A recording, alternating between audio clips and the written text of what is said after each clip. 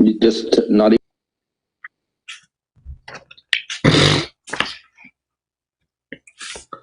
Hare Krishna, everyone. Apologies for the delayed start of the class. I got stuck in the traffic and couldn't move either way. So we'll jump straight to our class. Om Namo Bhagavate Vasudevaya. Om Namo Bhagavate Vasudevaya. Om Namo Bhagavate Vasudevaya. Narayanam Namaskrityam Naranchaiva Narottamam Devim Saraswatim Vyasam Tatho Jayam Mudirayet Nashtaprayeshu Bhadreshu Nityam Bhagavata Sevaya Bhagavati Uttama Shloke Bhaktir Bhavati Naishtaki Mukam Karoti Vachalam Pangum Langayate Girim Yatkripatamaham Mande Shri Gurum Dinadarinam Paramananda Madhavam Shri Chaitanya Ishwaram Hariyom Tatsat.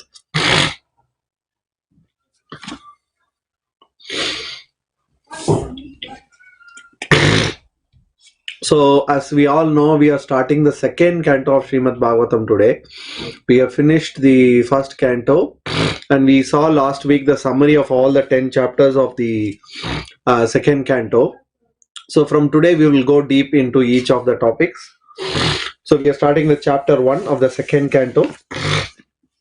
The chapter 1 is titled The First Step in God Realization, and it starts with the invocation Om Namo Bhagavate Vasudevaya. Translation: O my Lord, all-pervading personality of Godhead, I offer my respectful obeisances unto you. So, in purport to this particular invocation, Srila Prabhupada talks about Vasudeva means son of Vasudeva, which specifically means Krishna. So, first, not just Narayana or any forms of Vishnu, but particularly to Krishna. So that's why this Om Namo Bhagavate Vasudevaya is a very important one. And Bhagavatam highlights the importance of Krishna as the Supreme Personality of Godhead. We saw the Krishna, how of among all the incarnations, Krishna is the original incarnation, as we saw in the third chapter of the first canto. Krishnastu Bhagavan Swayam. We saw that Krishnastu Bhagavan Swayam very detailedly in our class. Hope you remember it.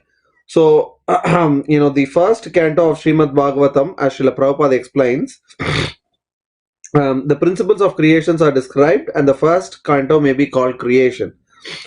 And second canto, the post-creation cosmic manifestation is described. So and also because it displays the cosmic manifestation or the Virat Rupa of Krishna, this whole chapter or whole canto is entitled the cosmic manifestation. And Srila Prabhupada gives a small summary of the 10 chapters of Bhagavatam of this canto in the purport. So now we'll go to text 1. From today, there has been a request, and I also have been thinking that we will read the Sanskrit verses as well, so that may help us, because we are not separately. We used to do the Sanskrit verses. We used to have Kirtan, Sanskrit verses, and then our Bhagavatam class. That was pre-COVID-19. So probably we will do the Sanskrit verses also. I'll read them that way. And one of the devotees requested, and I think her point is very valid, so I'll do that. Text 1. Shri Sukha Uvacha Varyanyesha te prashna Krito loka hitam nripa Atmavit sammata pumsam Shrotavyadeshu yapparaha. Translation: Shri Sukadeva Goswami said, My dear king, your question is glorious because it is very beneficial to all kinds of people. The answer to this question is the prime subject matter for hearing, and it is approved by all transcendentalists. So, it is very important to ask Krishna conscious questions or have dialogues that are Krishna consciousness. Now, the questions that Parikshit Maharaj is going to ask later in this chapter may look like material questions, later in the canto. But it's about creation, manifestation. But you would see that he links each one of that to Krishna he asked that question in such a way that we saw in the summary last time. How Krishna creates, maintains, and destroys, and how even though he does all of this, how he is aloof from material things. So he's asking everything in relationship to Krishna. So as a devotee, this is a very important principle to apply in our life. Some or other, we need to link all our activities that we do 24 hours in a day to Krishna. If we don't do that, either we are in Krishna or we are in Maya. It's not that I chant 16 rounds, I'll keep my bead and then, forget Krishna. All the activities that I do throughout the day has to some or other link to Krishna. So then what happens is the whole life has meaning. Because here, Sukadeva Goswami says the answer to this question is the prime subject matter of everyone, and it is approved by all transcendentalists. Why? Because if we can see the previous question that was asked is, what is the duty of every living being, particularly of a person who is about to die? That is a question, and that's the question that Sukadeva Goswami is glorifying here. The other part of the reason that this question is so important is because this is the goal of human life. A human being must ask this question: why am I here? Who am I? Why am I here? As we saw last week, what is my responsibility? Why am I in this material world? Who is God?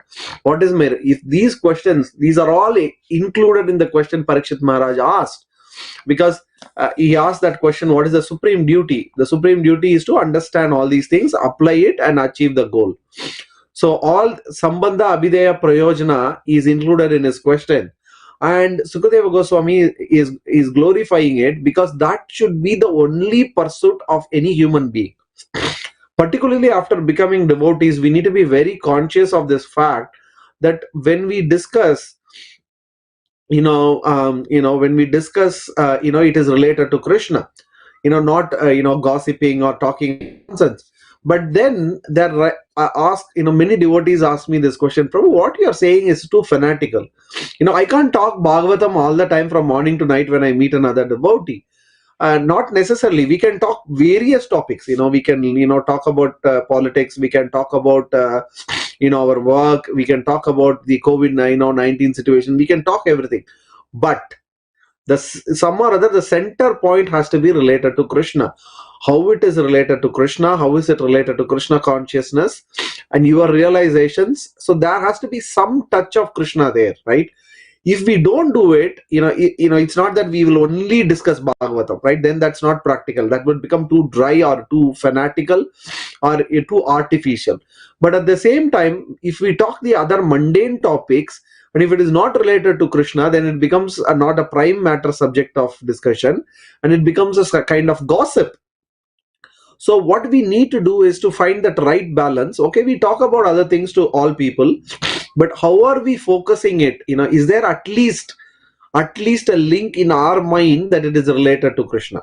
Like, for example, you go to office, you talk to a colleague, and then when you're talking with your colleague, you're discussing about the COVID-19 situation. So you talk about the negative aspects of it, right? There is nothing wrong. Because what we are trying, as long as in our mind, we don't have to tell that it is, even related to Krishna. You don't have to say, Krishna consciousness or anything. We may not, that may not work.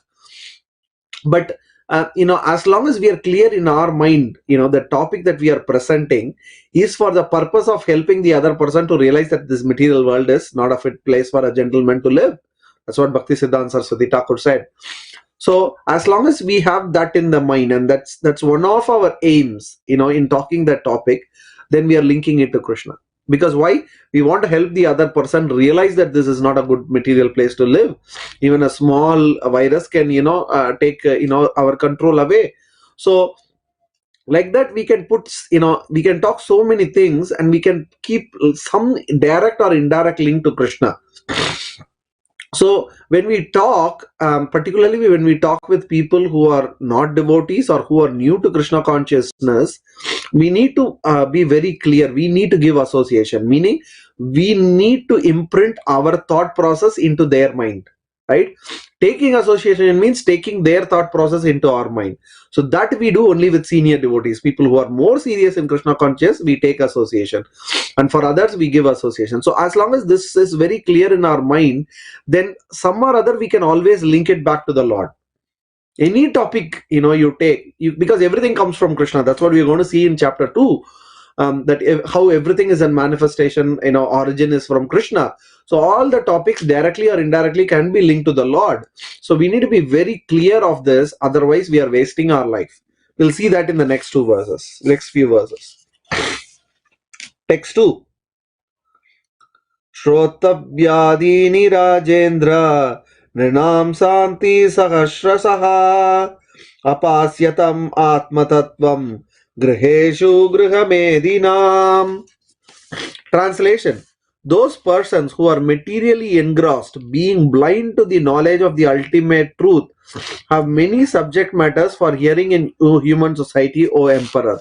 So this is exactly the point that we have been discussing, because one of the questions that Parikshit Maharaj asked is what I should hear, what I should chant, and whom I should remember.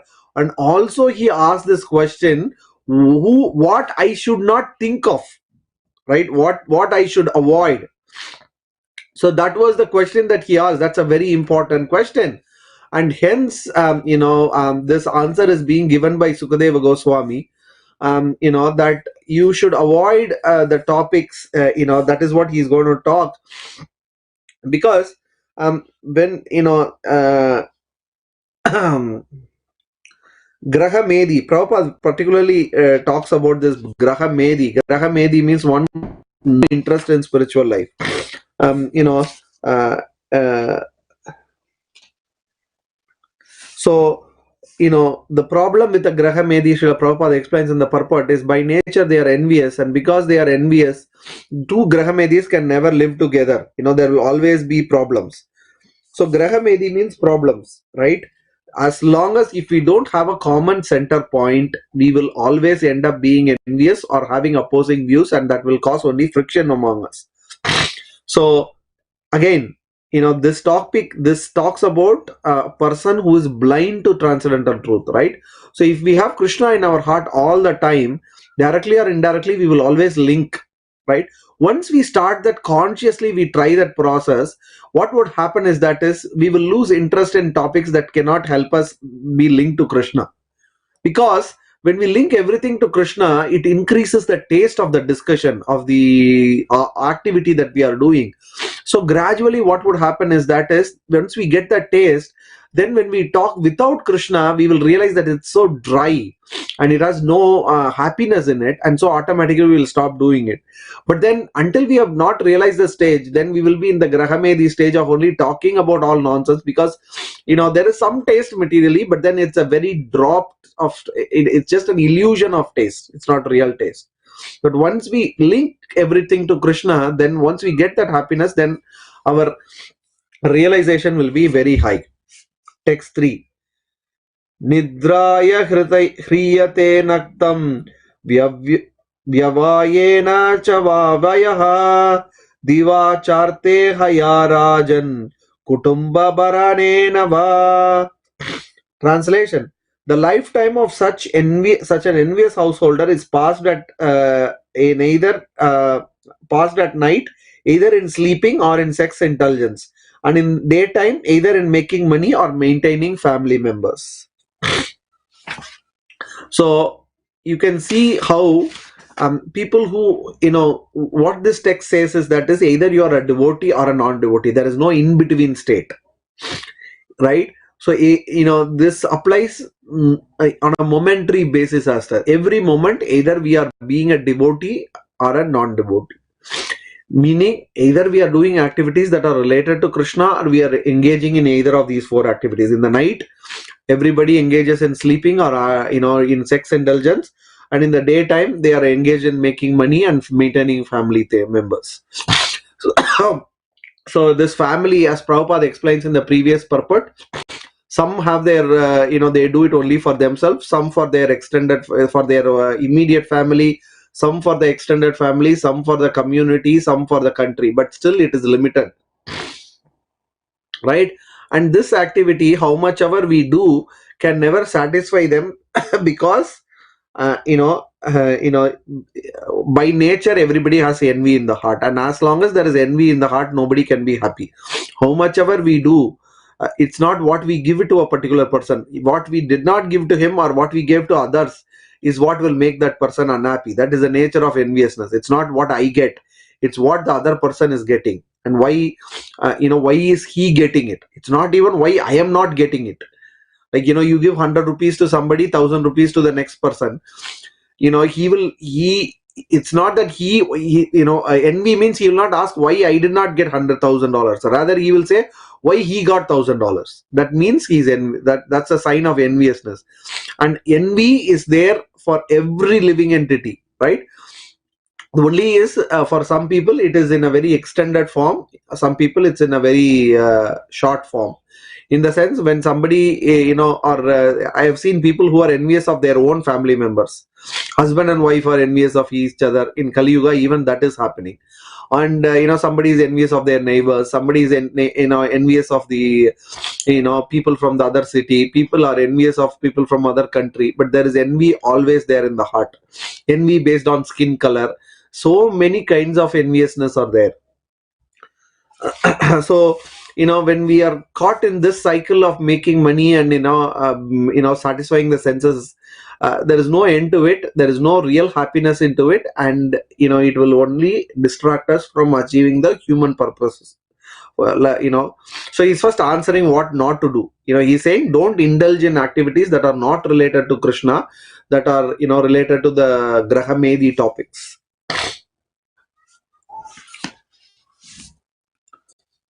Deha text 4. Deha patya kalatradesh atmasaineshva asastu vipi tesham pramatto nidanam pasyan apina pashyati. Translation: persons devoid of Atma Tattva do not inquire into the problems of life, being too attached to fallible soldiers like the body, children, and wife. Although sufficiently experienced, they do not see their inevitable destruction. So again, there's a very clear verse of what is the problem in not thinking of Krishna, because everything else is temporary.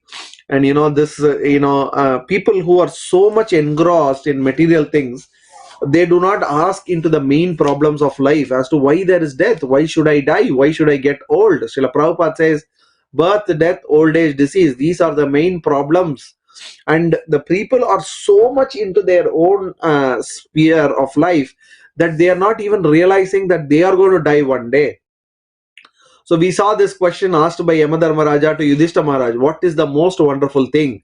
And Yudhishthira Maharaj says, the most wonderful thing in the world is, I see this fellow dying, that fellow dying, my father dying, my grandfather dying, but I think I'll never die. And that is the most wonderful thing. So why he is saying that? It's not that everybody doesn't know he is going to die, but they do not work towards it, or they do not even think about it. All the time, we are all going to die one day. We are not sure whether we are going to live next minute or not, but we are all working and thinking and doing activities that are related to living, and we don't even think about the dying, when we are going to die, what we need to do for that. Nobody thinks. That is the problem with the materialistic way of life. And when the death comes, it's going to take away everything. The people we love, the money that we earned, the knowledge we gained, the skills that we got, everything is taken away, stripped away. There is nothing that we can hold on to. So it is a very serious thing, and being a serious thing and a 100% sure thing, nobody can say that whether I'm going to live for the next moment. But all of us 100% sure we can say that we are going to die one day. But the problem is, we are, how much is the human society working towards it? Hardly, 0.01% of the population is interested in Krishna consciousness or spirituality. So that is the status, and we are, because of that, we are in a very bad shape.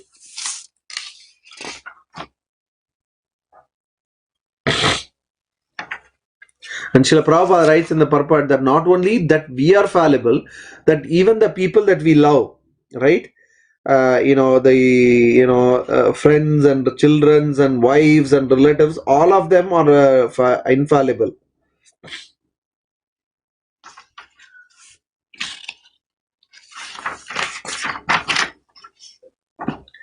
Text 5. Tashmat Bharata Sarvatma Bhagavan Ishvaro Harihi Shrotavya Kirtavyascha Smartavyascha Chetavyam. Translation: O descendant of King Bharata, one who desires to be free from all miseries must hear about, glorify, and also remember the personality of Godhead, who is the super soul and the controller and the savior from all miseries. So here, Sukadeva Goswami is giving a very, very clear answer as to what a man who is about to die should do. And he is saying one who has to free from all miseries, whether it is a major miseries, birth, death, old age, or disease, or minor misery, miseries in the material world. Like, I don't have money, I don't have this, I'm suffering. Sorry, I'm suffering from this disease, that disease. My manager is not good. I don't have work. I have too much work. There are thousands of small and big miseries. A devote, if somebody desires to get rid of all these miseries, then they have to do this. Not only a person who is about to die, but not only human beings, but it is common for all species of life. What? That one who glorify and remember, not only they should Shravanam, Kirtanam, and Smaranam about the Lord, who is the super soul, controller, and the savior from all miseries. Right? Srila Prabhupada in the purport, he talks about how we should, we may think, how we can do it all the time. And then Prabhupada explains that, as we have discussed, that everything that we do, some or other has to be done for the purpose of satisfying the Lord. Some or other, it has to have link to Krishna, right? And if we do that, then we'll get a glorious position.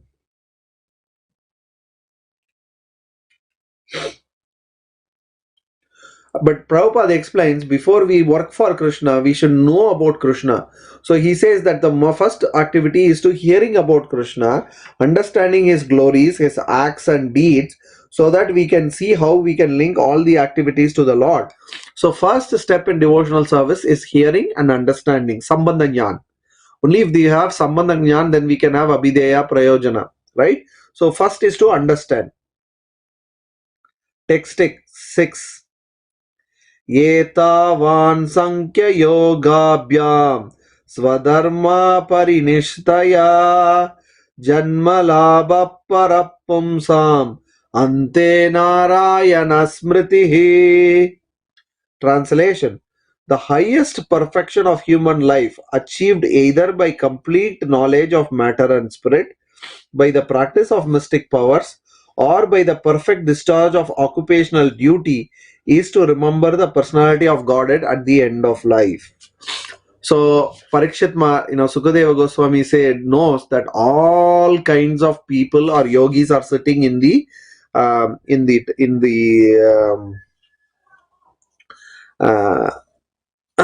the crowd, and here he is making an unequivocal final answer that even karmis, jnanis, and yogis, whether Sankhya Yogya, one who knows the complete knowledge, or yoga, which is mystic power, or hatha yoga, or swadharmam, which is karma yoga, or even janma labha, right? So whether he is a karmi, jnani, or a yogi, all three people can achieve their perfection only by remembering the Supreme Personality of Godhead. Not only they can achieve the highest, but even to achieve the goal of karma, jnana, and yoga, a little bit of devotional service is needed. Without devotional service, karma, jnana, and yoga cannot work on its own. That's why you would see that even Mayavadis worship Vishnu. Why? Because they know that Adi Shankara, he knows that they can't succeed. Even the Mayavadis cannot succeed in their goal without little bit of devotion. But the problem with their devotion is because they consider devotion, and they consider Krishna to be their formless, and they don't accept the form of the Lord. Their devotion becomes poisonous. Because again, because we see that for a devotee, liberation is equivalent to hell actually. Merging into the form of the Lord, actually, in Chaitanya Charitamrita it is explained, Mahaprabhu explains to Sarvabhauma Bhattacharya that for a devotee, liberation is as bad as hell. Kaivalyam Narakatyam. That's a statement that's been made. Kaivalya means liberation, or merging into the body of the Lord. Merging into the body of the Lord for a devotee is Narakayam. Naraka means hell. For a devotee, why? Because when they merge into the body of the Lord, there is no service. And if there is no service, there is no devotional service, there is no service, there is no active service. For a devotee, that is worse than a hell actually. But a devotee is ready to even live in hell as long as he gets the service of the Lord. Even if he lives in the hell, if he gets the service of the Lord, for him it's a spiritual world. But even if he gets liberation and go to the highest Brahma and merge into Krishna, if he don't have service, he considered that to be real hell. So for devotees, even this liberation, the other goals, the goals of karma, jnana, yoga, they are all very nonsensical for a devotee. He is not very much interested in it, because he has tasted the happiness from the pure devotional service. So for him, even the highest liberation or merging into the form of the Lord is actually hell. It's very hellish condition. So that shows the highest level of devotional service. But others, the Mayavadis or the Karmis or the Jnanis or the Yogis, because they have different goals in their life, they keep on pushing for it, they do so much hard work for it, but all of that even hard work cannot even succeed if they do not accept devotional service. But if they accept devotional service, gradually they will move away from those platform and go to the highest platform. Prabhupada gives the example of the 4 Kumaras in the purport, how the 4 Kumaras, when they smelt, even they were already liberated. They were Atmanyanis. They had knowledge of Atma. They realized the soul, and they knew they are not the body, they are the soul. They knew that they are Brahman. They were already in Brahman consciousness. But when they added the devotional service, that's when they achieved the highest perfection. So in both the ways, this verse is true. Even to achieve the goals of karma jnana yoga, you need devotional service. But to go to the highest goal as well, even in these platforms, if you add bhakti, you will move to the highest platform, which is pure devotional service. Text 7. Prayena munayo rajan nivrita vidisedataha nairgunyasta sma gunanukatena hareha. Translation. O King Parikshit, mainly the topmost transcendentalists, who are above the regulative principles and restrictions, take pleasure in describing the glories of the Lord. Now, he's setting first he said, for even to do karma jnana yoga, you need devotional service. By doing devotional service, even these people will achieve the highest perfection. Now he comes to the next stage to say that the purest devotional service, particularly prema bhakti, which is beyond sadhana bhakti, also is the topmost. It is only for the toppest of all the top. So he wants to set the bar initially in the description, because in the future verses he's going to describe about Paramatma realization, or Brahman realization, Paramatma realization. But first he wants to make it very clear the Bhagavan realization is the topmost, and the topmost transcendentalist is the one who is engaged in pure devotional service. So he is establishing that in the very beginning, but then just for the explanation, to help the others understand better, he will go into the description of realization of the Brahman, or the first realization of the Virat Roop, which is the material form, then Brahman realization, then Paramatma realization. Finally he will again glorify the Bhagavan realization. So we saw how when we need to understand a particular topic, what is the goal of the book, what is the ultimate point. We need to analyze. Jiva Goswami says, what is in the beginning, what is in the middle, what is at the end. Is there something that is repeated in all these places, given lot of emphasis? Then it means that is the original goal. Because some people may take only the Paramatma realization part of Bhagavatam and says Bhagavatam talks about Paramatma realization. Somebody may take only the Virat Rupa. People do that in India, right? There are Mayavadis who take, the Virat Rupa. Even Bhagavatam talks about Virat Rupa, Brahman and all those things. So they emphasize all those things. But Jiva Goswami explains that Sukadeva Goswami, before talking about Brahman realization, while talking about Brahman realization, and after talking about Brahman realization, in all three places, so Sukadeva Goswami very clearly emphasized, higher than that, the topmost is bhakti, and the realization is the Bhagavan realization is the topmost. So he keeps on repeating that just to emphasize, but at the same time he explains the other process to accommodate all the people and attract different kinds of people to devotional service of the Lord. So that is the mood.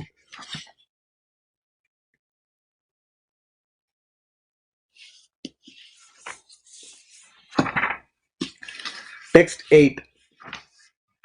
Idam Bhagavatam Nama Puranam Brahma Sammitam Adittavan Dvaparadu Piturdvaipayanadaham.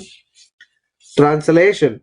At the end of Dwapar Yuga, I studied this great supplement of Vedic literature named Srimad Bhagavatam, which is equal to all the Vedas from my father Sri Dvaipanya Vyasadeva.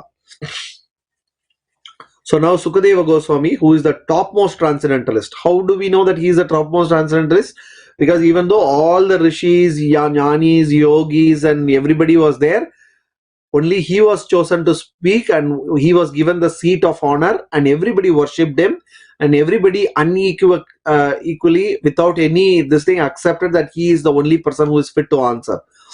And he is considered topmost even than Vyasadeva, because his realization of Bhagavatam, we saw his experience and the realization of Bhagavatam was very, very strong, right? He was more in the Madhurya Bhav, so he had the experience of the other rasas as well. So he's that's why he's considered the topmost transcendentalist.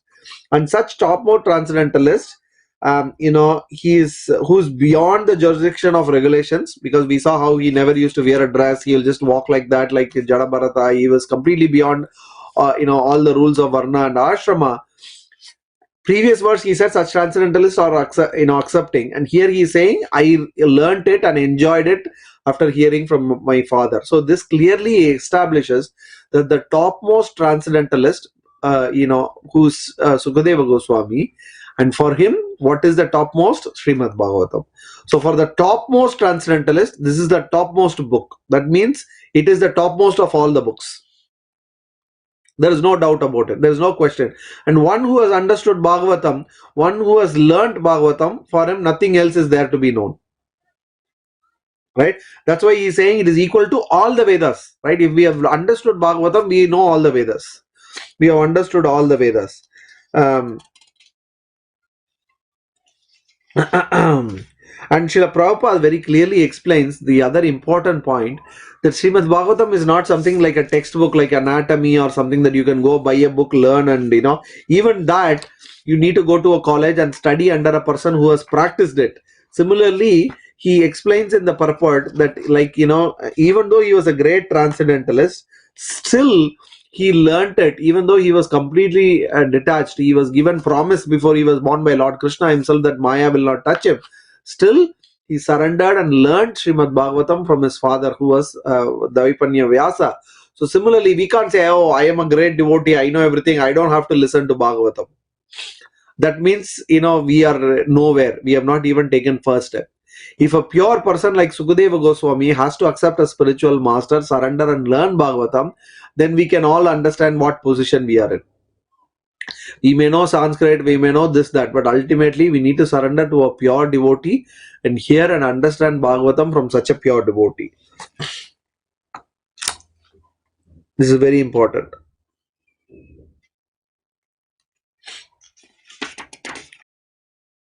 This book is called Brahma Samhitam, because it not only talks about Krishna, but everything about Krishna, Krishna's name, fame, pastimes.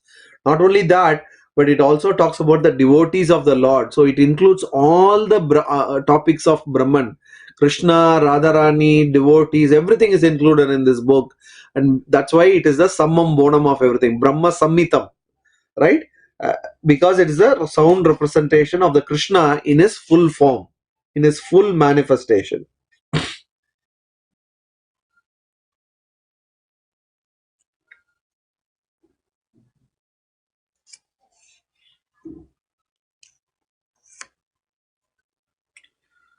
Text 9. परिनिष्ठितोऽपि नैर्गुण्य उत्तमश्लोकलीलया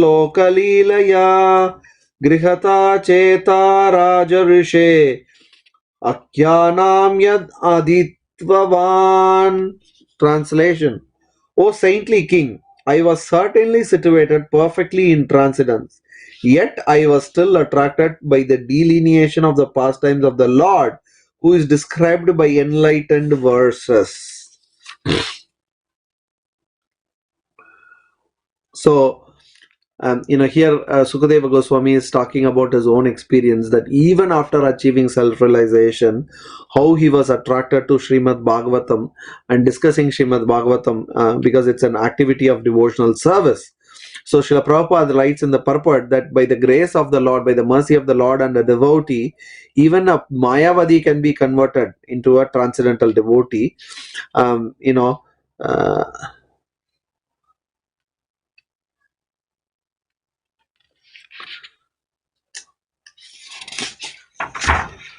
but anyone who has interest in spiritual life can be made into a pure devotee if some or other we link them to Srimad Bhagavatam.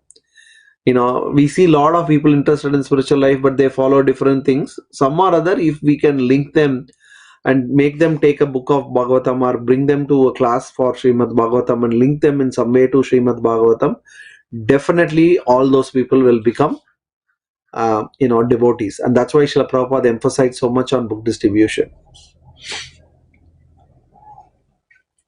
Text 10.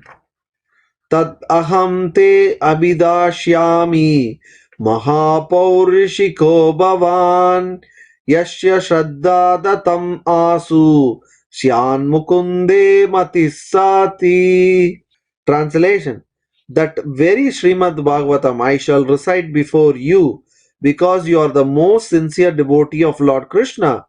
One who gives full attention and respect to hearing Srimad Bhagavatam achieves unflinching faith in the Supreme Lord, the giver of salvation. This is a very interesting verse, as we all know, because this verse has all three aspects: Sambandha, Abhideya, and Prayojana. Sambandha is Srimad Bhagavatam itself, right? Abhideya, what is the process? We should hear Srimad Bhagavatam with full attention. And what is the goal? Prayojana achieves unflinching faith in Supreme Lord, the giver. What is unflinching faith? Actually, in one of the classes, His Holiness Bhakti Vidya Purnamara, he was explaining that we have 9 stages of devotional striving, starting from Shraddha to Prema. And what is different in each stage is the level of faith. In the stage of Shraddha, the faith is very little. When that Shraddha becomes completely 100%, it is called Prema. Right? So here, Srimad Bhagavatam gives unflinching faith. That means it gives Krishna Prema. So we have the Sambandha. The Jnana is Srimad Bhagavatam. Sambandha is Srimad Bhagavatam. Hearing Srimad Bhagavatam is the Abhideya, and the goal is achieving Krishna Prema. So this verse, as I said, has all three aspects. So when we take to Srimad Bhagavatam, Srila Prabhupada explains it is very important that the spiritual knowledge or sambandha jnana will come to our mind not through intelligence, material intelligence. I know Sanskrit, no. That spiritual knowledge will manifest in ourselves only if we get the mercy of the spiritual master. And how to get the mercy of the spiritual master? We need to serve him, and when he becomes pleased, we get the mercy of the spiritual master. Srila Prabhupada says,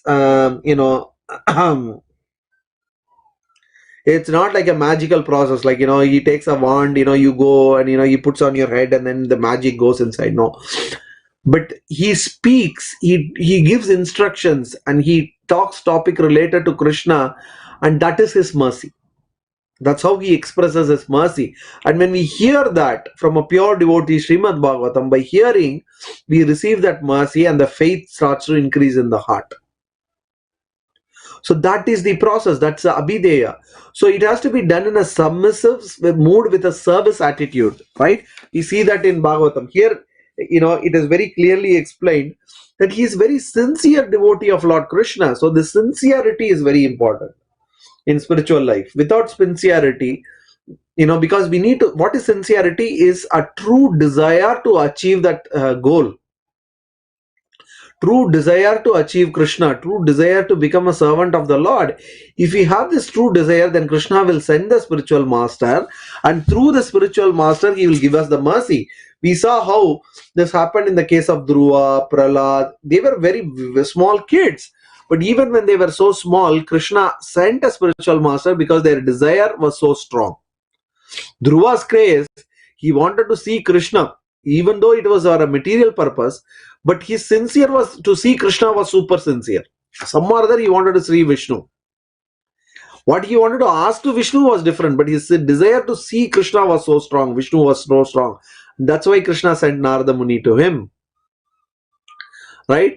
So, we need to have this, the sincere desire that some or other I need to surrender to a spiritual master, accept the spiritual master, serve the spiritual master, and then when he talks, I'll hear.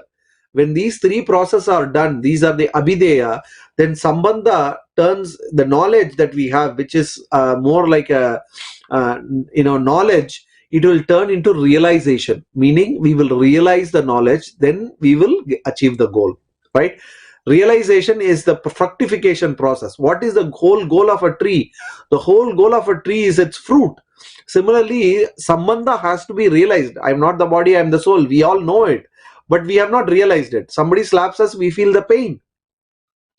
But a person who's, he understands and he is beyond the pain and the pleasures of the body, one who is in Brahma Jnanam, right? So we can go to that stage, that realization, just by, other people, they take so much trouble. Jnanis, they have to read so much, they have to analyze, they take many baths. Yogis have to control the breath and, meditate for many, many thousands of years.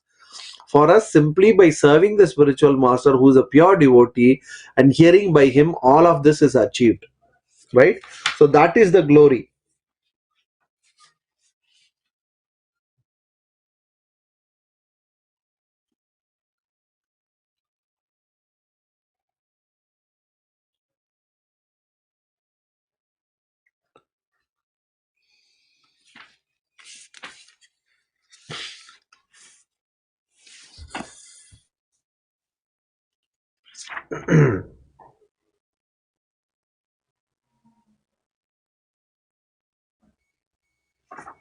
So Srila Prabhupada again talks about the importance of hearing from bona fide the spiritual master very detailedly in the purport. Again and again, he talks about the ideal reciter and the ideal listener, and he explains this not just to point out the mistakes in others, but for us as devotees, what should be our mood when we hear Bhagavatam. So I request all of you, if you have time, please read this purport. It's a big purport, but the purport gives us a very important instruction on what mood we should approach Bhagavatam, what mood we should approach the devotees and hear Bhagavatam from them, right? This is a very practical explanation given, and it's a practical way of applying it in our life. Here I'll read this particular purport. Srila Prabhupada writes, anyone who hears Srimad Bhagavatam attentively from its bona fide reciter is sure to become a sincere devotee of the Lord who is able to award liberation. There was none so attentive as Maharaj Parikshit in the matter of hearing Srimad Bhagavatam, and there was none so qualified as Sukadeva Goswami to recite recite the text of Srimad Bhagavatam. Therefore, anyone who follows in the footsteps of either the ideal reciter or the ideal hearer, Sukadeva Goswami and Maharaj Parikshit respectively, will undoubtedly attain salvation like them. So here Srila Prabhupada sets the right mood for us to hear Srimad Bhagavatam, going forward. So, so it is very important for us to, understand this. And Srila Prabhupada also in the purport talks about, not randomly hearing, because, it's not that Parikshit Maharaj, asked this question, that question. He had very categorically, very nicely we have asked. So following in the footsteps means reading exactly in the way Parikshit Maharaj heard. So we go chapter by chapter without not jumping here and there, reading a portion here, reading the portion there. No. It's not that it will not give benefit, but if we want to be an ideal hearer, like, and following the footsteps of Parikshit Maharaj, then we go gradually, we read all the books, understand it, and then hear from a pure devotee, then it will go deeply into our heart. That's why you see in ISKCON temples, you'll see every temple they are following this Bhagavatam schedule, one canto to the other canto, and when the 12th canto is finished, again they start from the first, and then they keep doing that cycle.